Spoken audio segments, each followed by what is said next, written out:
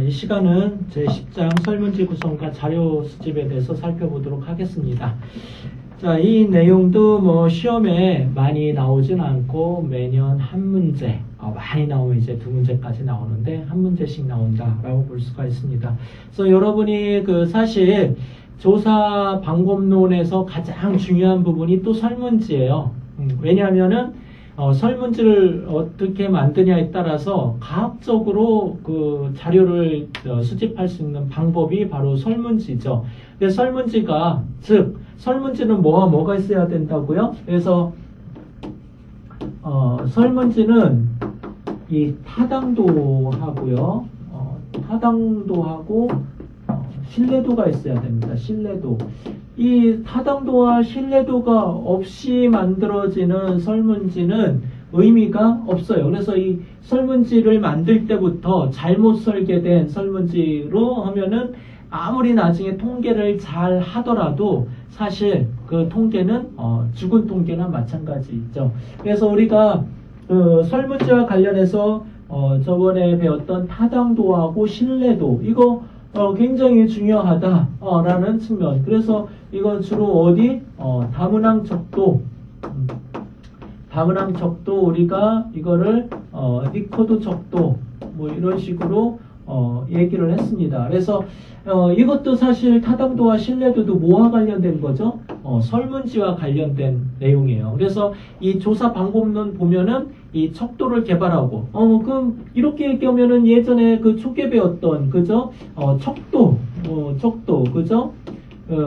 척도, 이런 부분도 다 이 설문지와 관련된 내용들이겠죠. 그러니까 실질적으로 그 조사 방법론이라는 이런 측면에서 살펴보면 이 모든 것이 한 반은 설문지와 관련된 내용들이다라는 측면에서 얘기를 해볼 수가 있습니다. 근데 이 시간은 설문지 문항을 그죠? 이렇게 타당도와 신뢰도 있고 척도를 가지고 만들어진 이 문항들을 어떻게 배치하고 어떻게 구성하고 몇 장을 해야 되고 하는 내용들이 바로 오늘 배우는 내용들이다 라는 측면에서 이해를 하시면 되겠습니다. 그렇기 때문에 설문지 자체 만들고 이런 건 중요한데 여기서는 뭐 중요하지 않다 라는, 중요한 거는 설문지와 관련된 중요한 내용들은 이미 이렇게 배웠습니다. 오늘은 이 단지 이렇게 배웠던 내용들을 어떻게 구성하느냐만 해당되기 때문에 이미 설문지와 관련된 중요한 내용들은 다 배웠기 때문에 오늘은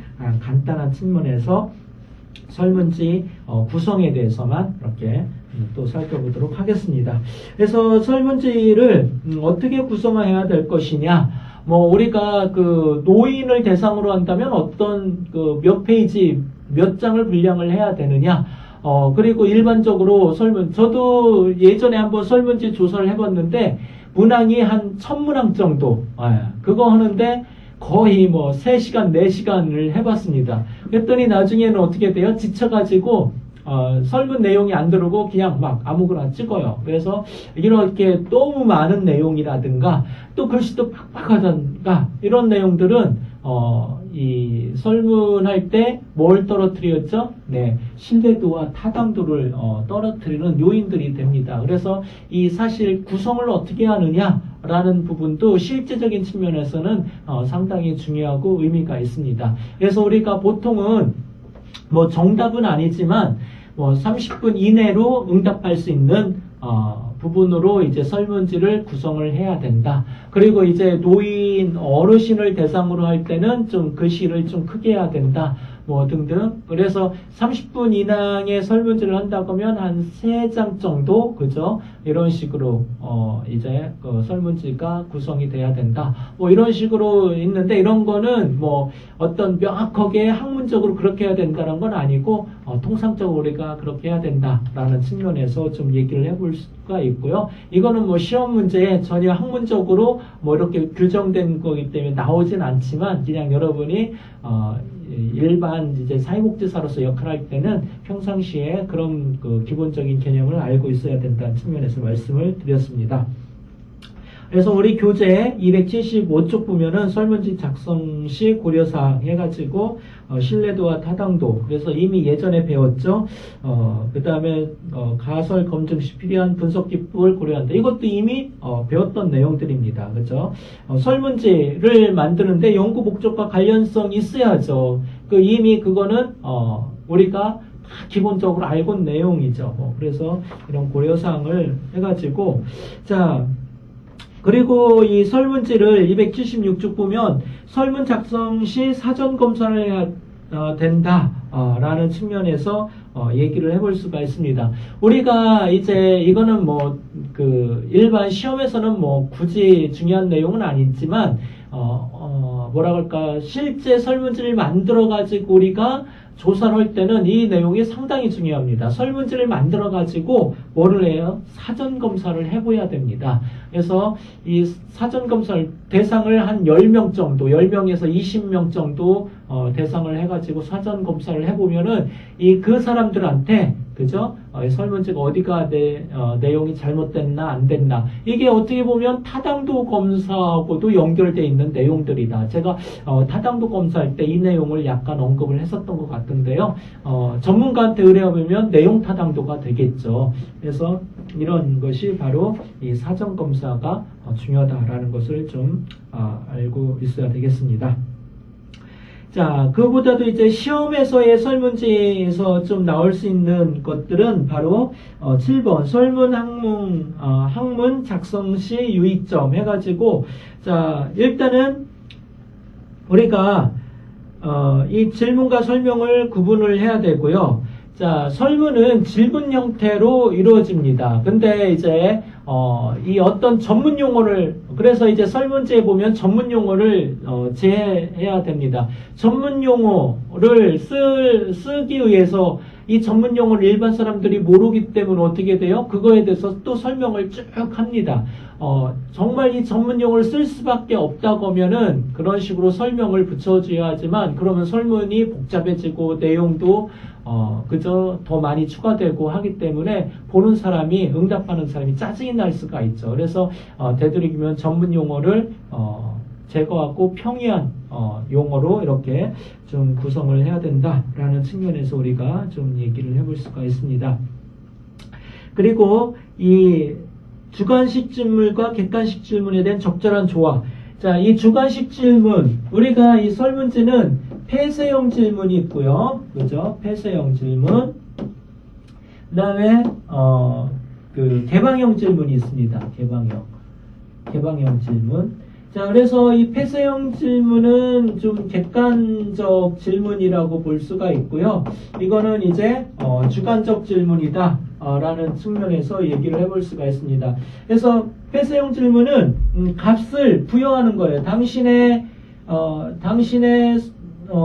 나이는 몇입니까? 연령은 몇입니까? 이렇게 연령은 많으니까 이제 종교는 무엇입니까? 종교. 이렇게 보면 값을 부여하죠. 1번 기독교, 그죠?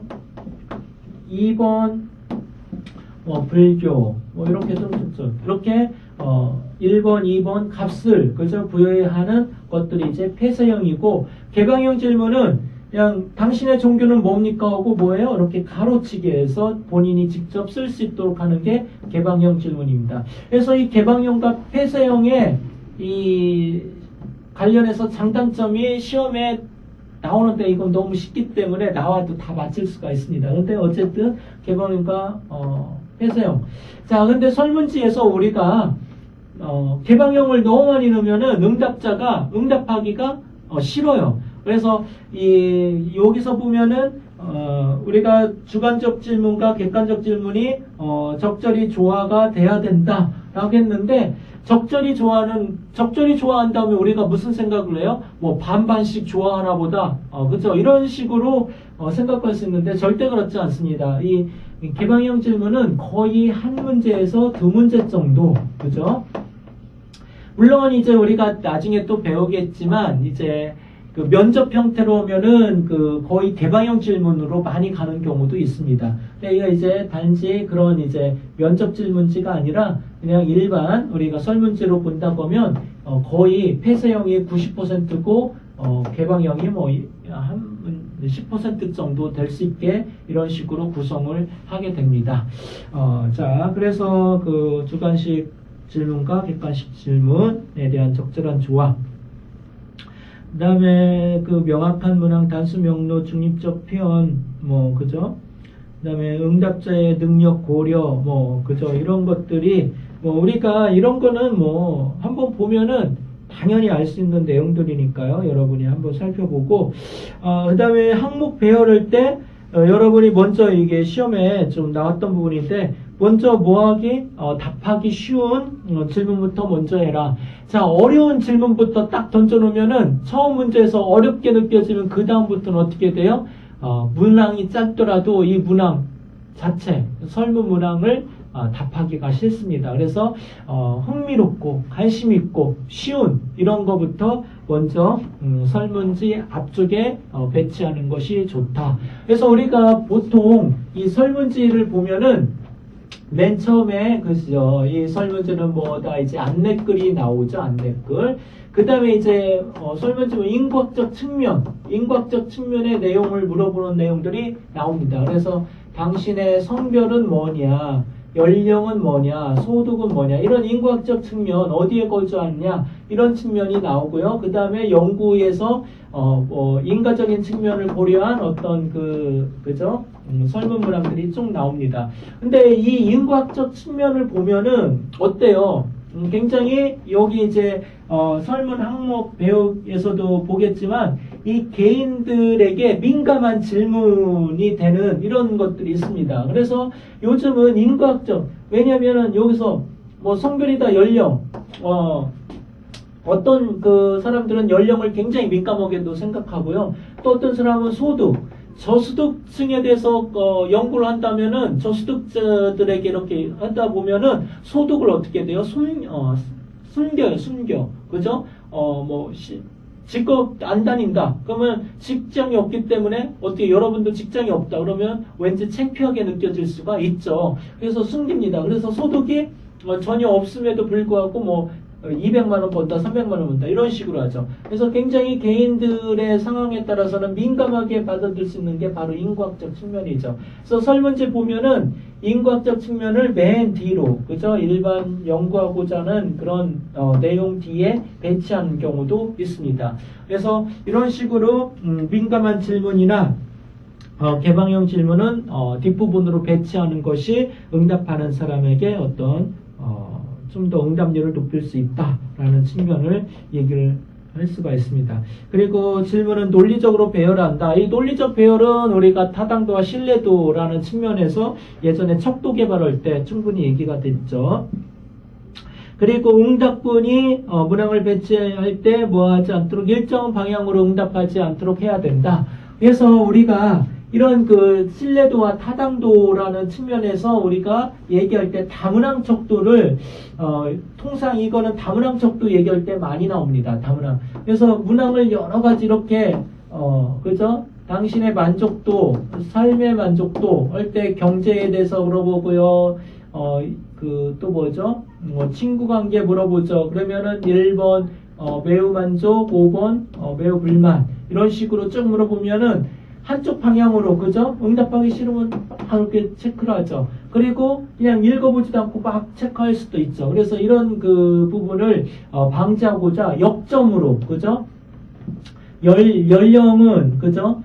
예를 들어서 질문을 반대로 하는 거죠. 당신은 건강에 대해서 당신의 건강 정도, 건강이 어느 정도 나쁘다고 생각합니까? 그죠? 건강에 대해서 어느 정도 나쁘게 생각하십니까? 이렇게 물어보면은 반대로 응답을 해야죠. 그래서 역점 처리로 이렇게 점수를 부여를 하게 됩니다. 그러면은 막 한쪽 방향으로만 할 수가 없죠. 그래서 이런 부분에서 우리가 그 다문항 척도일 때는 그 일정한 방향의 반대적인 그 질문을 함으로써 점수가 거꾸로 될 수 있도록 역질문을 하는 경우도 간혹 있습니다. 자, 그 다음에 신뢰도를 검수한 질문은 서로 떨어지게 배치한다. 일반적인 먼저 묻고 특수한 것을 먼저 묻는다. 그죠? 등등 이런 내용들을 좀 이해를 하시면 되겠습니다. 자, 그래서 이렇게 설문지와 관련된 구성적인 측면에서는 설문지 항목 배열이라든가 설문의 어구문 구성하는 거 이런 것들이 좀 시험에 간혹 나온다라는 측면에서 이해를 하시면 되겠고요. 자, 두 번째로 이제 자료 수집. 이런 설문지를 가지고 설문지가 구성이 됐다고 하면은 이제 자료를 어떻게 수집할 것인가 라는 측면에서 우리가 시험에 곧잘 나옵니다. 그래서 그 자료 수집에 대해서 좀 구체적으로 살펴보도록 하죠. 자, 자료 수집. 자료 수집의 유형을 먼저 살펴보죠. 유형은 첫 번째 우리가 통상 많이 하는 게 이제 우편 조사가 있죠. 우편 조사, 우편 설문조사, 우편 조사라고 합니다. 자, 우편 조사는 우리가 뭐를 하죠? 그죠. 이렇게 설문지를 우편물로 보내서 그거를 해수용 봉투에 넣어가지고 받는 이런 것을 우편 조사라고 하죠. 그래서 여기 그 유형에서는 이 유형에 따른 이거의 장점이 뭐고 단점이 뭐냐 시험이 나올 게 이것뿐이 없어요. 그래서 우편조사의 장단점이 뭐냐 그리고 뭐 또 면접조사의 장단점이 뭐냐 이거에 비해서 우편조사는 어떤 장점이 있고 이거에 비해서 면접조사는 어떤 장단점이 있느냐 요게 이제 시험에 자주 나옵니다. 근데 이것도 뭐 상식적으로 생각하면 배우지 않아도 우리가 생각할 수 있는 부분이 이런 내용이죠. 그렇기 때문에 뭐 얼마든지 시험에 한 번씩 쭉 보신다고 하면 이런 내용들은 얼마든지 맞출 수 있는 내용들이다 라고 볼 수가 있습니다. 자, 우편조사라는 거는, 그죠? 이렇게 보내서 본인이 그 우편을 받아가지고 체크를 하고, 그러죠. 자, 우편조사의 횟수율을 보면은요, 한 10%가 안 넘어가요. 굉장히 낮죠. 10% 미만인데, 이 횟수율을 높일 수 있는 방법이 있어요. 막 30%, 40%. 자, 우편물에다가 선물을 많이 넣어요. 거기다가 뭐 10만원짜리 뭐 이렇게 넣는다. 그럼 배보다 배꼽이 더 큰가요? 그러면은, 이 우편조사의 횟수율이 높아갑니다. 그래서 뭐 이제 돈으로 넣지는 않고, 그죠. 상품권, 5,000원짜리 상품권, 만원짜리 상품권을 넣는 경우도 있고요. 아니면 선물하고 같이 보내죠. 그러면은, 선물을 받고, 뭐 아무것도 없다면 에이 뭐 귀찮아하고 버려두는데 선물 있으면은 그래도 또 그 선물을 받았으니까 보답을 해가지고 우편을 이제 보내죠. 그래서 요 중요한 거는 이제 해수용 봉투 그죠? 거기에 이제 우표까지 반송용 봉투로 해가지고 우표도 붙여가지고 같이 넣어놓으면 거기다가 이제 해가지고 그냥 우체통에 넣으면 되죠. 우표도 안 붙여놓고 해수용도 없으면 이거 작성해서 또 그 사람이 주소까지 다 써가지고 이런 번거로움이 있어서 그만큼 횟수율이 떨어지죠. 그래서 우편조사는 이제 그런 그 작업들이 좀 필요하다. 그리고 이제 보내놓고 전화 작업도 하면은 좀 더 횟수율이 높게지겠죠. 자, 근데 이거는 시험에 그렇게 나오는 게 아니라 이거보다는 장점, 단점이 뭐냐라는 측면에서 일단은 그 우편조사의 가장 큰 장점은 비용이 그죠? 비용하고 시간이 절약된다. 그죠? 비용, 시간이 절약된다. 자, 사람을 면접조사하고 비교를 해본다면 가서 그죠? 누구랑 만난다. 그러면 그 만나는 내가 가서 이동을 해야죠. 만날 때까지 시간. 그 다음에 그 사람하고 또 약속해야 되죠. 또 그 사람이 시간이 안 된다면 또 미루고 연기되죠. 뭐 이것 때문에 굉장히 시간이 많이 걸려요. 그렇기 때문에 시간이 많이 걸리면 당연히 비용도 올라갈 수밖에 없습니다. 반면에 우편조사는 그죠? 그냥 보내면 돼요. 그리고 예를 들어서 대통령하고 면접을 한다. 대통령이 그 자료를 얻고 싶다.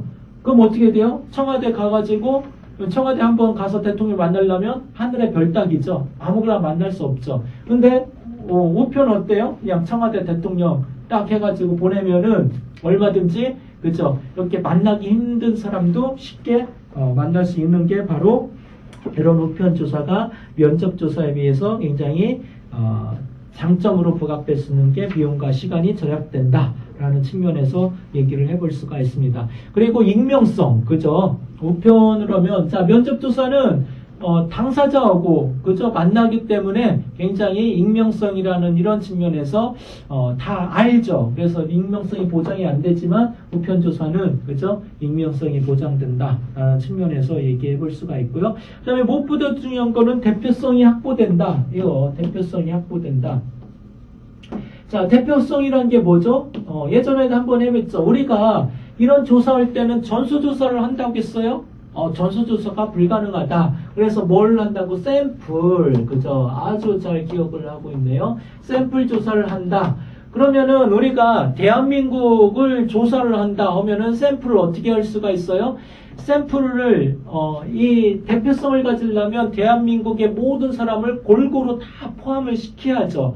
그러면 제주도, 부산, 강원도, 서울 뭐 그 비율로 해가지고 다 샘플을 찾아내서 해야 되는데 면접을 그러면 부산 그 샘플을 찾아냈어요. 그러면 부산까지 가가지고 면접해야 되고 이러려면 가능할까요? 불가능할까요? 불가능하죠. 그런데 이제 우편은 그런 측면에서 자유로울 수가 있죠. 그래서 그만큼 샘플 확보가 쉽고 조사하기가 쉽기 때문에 대표성 있는 샘플을 확보할 수가 있다. 그래서 우편조사에 비해서 설문조사는 굉장히 대표성이 있다. 이렇게 얘기를 해볼 수가 있습니다. 그리고 면접자의 편견을 배제할 수가 있다. 이게 무슨 말이에요? 면접자의 편견을. 자, 면접자하고, 그죠? 이 설문지를 놓고 이렇게 질문을 해요. 이렇게 막 풀다가 오면은 이 사람이 어떻게 돼요? 응답자가, 이게 뭐예요? 물어보면은 여기서 옆에 있는 면접자가 그거에 대해서 뭐 이렇게 뭐라 그럴까? 그 질문에 대해서 얘기를 해줄 수가 있죠. 이건 이렇다. 그러면은 이거에 대해서 이 사람이 어떻게 응답하느냐에 따라서 이 사람이 대답이 틀려질 수 있습니다. 그래서 편견이 들어가가지고 응답가 이제 타당도가 떨어질 수 있는 이런 문제가 발생을 할 수가 있다는 거죠. 그래서 이런 그 부분에서 그 면접자의 그 면접은 편견이 들어갈 수 있는데 우편물은 편견을 배제할 수가 있다. 그렇죠. 혼자 그냥 그 면접자의 의견을 듣지 않고 체크를 하기 때문에. 자, 반면에 이 단점은 그죠. 그 면접자가 있으면 그 해수율도 응답률도 높고요. 그 자체 응답률, 그죠? 이거는 좀 어렵고 뭐 질문이야 이러면은 응답하는 사람이 체크를 안 해요. 그래서 이 해수된 그 보면은 반은 체크하고 반은 체크하지 않는 이런 그 부분이 많이 있습니다. 그래서 불성실한 응답이라든가 낮은 해수율이라든가 이런 것들이 설문에 대한 상당히 그 큰 문제점이다라는 측면에서 얘기를 해볼 수가 있습니다. 자, 그리고 두 번째로 면접조사. 지금 면접조사 똑같이 얘기했죠. 이거의 우편조사의 장점이 면접조사의 단점이 되고요. 이 면접조사의 장점이 우편조사의 단점. 상호 비교가 확실히 드러나죠. 그렇기 때문에 이미 말씀드렸기 때문에 여러분이 좀 이런 측면에서 좀 이해를 하시면 되겠습니다. 자, 그 다음에 이제 면접 조사는 또 여러 가지 그 유형으로 좀 세부적으로 나눌 수 있는데 구조화 면접하고 반구조화 면접, 비구조화 면접.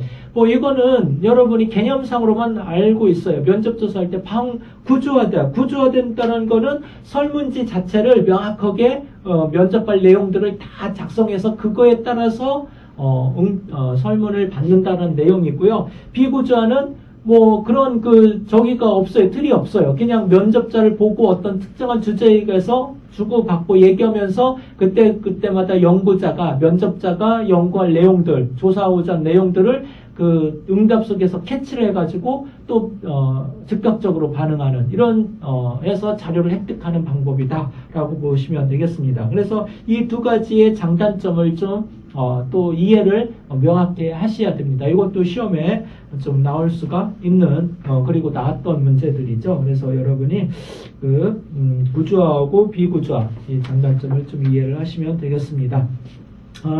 우리 그 282쪽 교재에도 나와 있네요. 이거는 뭐 시간 관계상 제가 설명을 안 드리더라도 여러분이 충분히 쉽게 이해할 수 있으리라 생각이 듭니다. 그리고 또 요즘에 많이 전화기가 워낙 발달되어 있기 때문에 핸드폰이라든가 이런 게 발달되어 있죠. 그래서 전화 설문이라든가 전자 설문이 요즘 또 좀 많이 진행이 되고 있습니다. 그래서 대통령 선거할 때 이제 전화 설문이 많이 되죠. 이 전화 설문은 굉장히 그죠 어때요? 간편하고 신속하고 시간과 비용이 굉장히 절약될 수 있는 우편보다도 더 시간이 절약될 수 있는 부분이라고 볼 수가 있습니다. 근데 이 전화 설문의 단점은 뭐냐면은 그만큼 전화 설문하는데 질문을 한 10가지, 20가지 한다. 그러면 응답자가 그죠. 전화 받는 사람이 짜증나죠. 요즘 막 스팸 전화부터 메일부터 해가지고 엄청 그죠. 메시지가 막 오는데 바쁜데 전화 오는데 와가지고 조사하는데 뭐 우리가 이제 대통령 선거할 때 이런 거 많이 해요. 그죠? 대통령 선거할 때. 근데 대통령 선거할 때는 당신을 어떤 후보자를 선호하십니까? 1번 누구, 2번, 3번. 이럴 때는 간단하죠. 그래서 이럴 때는 이 전화 면접이 굉장히 편하고 쉽고 손쉽게 할 수 있지만 우리가 큰 연구, 그죠? 연구 주제를 가지고 할 때는 그 연구 주제에 대해서 일일이 계속 물어본다고 하면, 그죠? 응답할 사람은 아무도 없습니다. 그래서 그런 또 장단점이 있다. 그리고 뭐 이렇게 주변이 막 시끄럽고 하면은 그저 어떤 왜곡이 될 수가 있는 이런 부분이 또 하나의 단점이 될 수가 있다라는 측면에서 얘기를 해볼 수가 있습니다. 그리고 요즘 많이 하는 게 이제 전자설문, 그죠? 전자설문의 장단점, 이것도 여러분이 좀 살펴볼 수가 있습니다. 그래서 한번 보시고요. 이것도 어려운 내용을 하니까 한번 보시면 쭉 이해가 될 수 있으리라 생각이 듭니다. 자, 그리고 이제 여러분이 이제 집단조사하고 배포조사라는 그 내용들이 있습니다. 그래서 집단조사는 뭐예요? 우리가 어떤 회사가 있다, 학교가 있다. 그러면은 3반이라는 그 학교에 뭐 50명 있다. 그럼 여기서 어떻게 돼요? 연구자가 이 50명한테 뭐를 해요? 설문지를 나눠줘요. 나눠주고 이렇게 요 자리에서 응답을 하게. 그래서 이제 이 사람들이 뭘 하죠? 이 연구 배포한 사람한테 질문도 하고 하면서 해가지고 이거를 수거해서 가는 이런 게 이제 집단조사라고 볼 수가 있고요. 반면에 이제 배포조사는 이제 이렇게 직접 들어가서 설문을 하기 힘들죠. 그러니까 그냥 여기다가 놓고 가져가서 본인들이 알아서 응답해서 나중에 다 끝나면은 해소할 수 있도록. 자, 그래서 이 집단조사하고 배포조사의 장단점도 또 나타나겠죠. 그래서 이런 거를 좀 이해를 하시면 되겠습니다. 그래서 뭐 이거 내용도 어렵지 않기 때문에 넘어가도록 하겠습니다.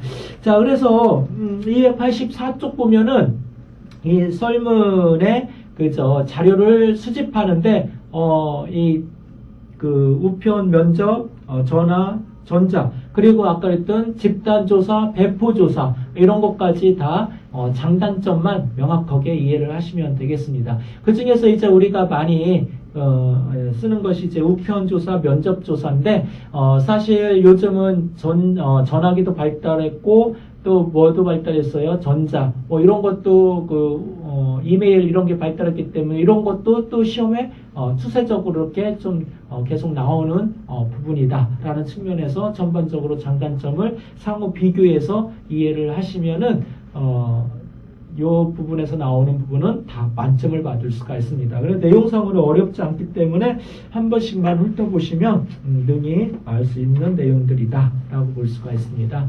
자, 오늘 수고하셨고요. 다음 시간에 또 뵙도록 하겠습니다.